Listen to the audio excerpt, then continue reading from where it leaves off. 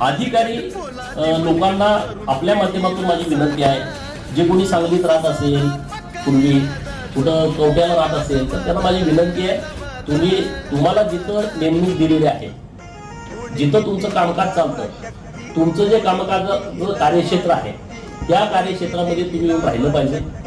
तुम्ही आता पूर्वीची परिस्थिती जतची समजू नका. जतमध्ये आम्हाला फक्त लोकांचं काम पाहिजे, लोकांना कुठल्याही कसलाही त्रास होणार नाही याची काळजी घेण्यासाठी मला लोकांनी निवडून दिलेलं आहे. त्यामुळे लोकांची काळजी घेणं, लोकांना त्रास न होऊ देणं आणि लोकांची कामं सुलभ करणं यासाठी मी लोकप्रतिनिधी आहे. त्यामुळे सगळ्या अधिकाऱ्यांना माझी विनंती आहे की तुम्ही सगळेजण तुमच्या नेमणूक दिलेल्या ठिकाणी तुम्ही सगळे राहण्याची व्यवस्था करा. इकडं तिकडं काय पळापळी करू नका, त्याचा काही उपयोग होणार नाही. आणि अधिकाऱ्यांना माझी सूचना आहे की तुम्ही चांगलं काम करा, आम्ही तुमच्या पाठीशी ठामपणे उभं राहणार आहे.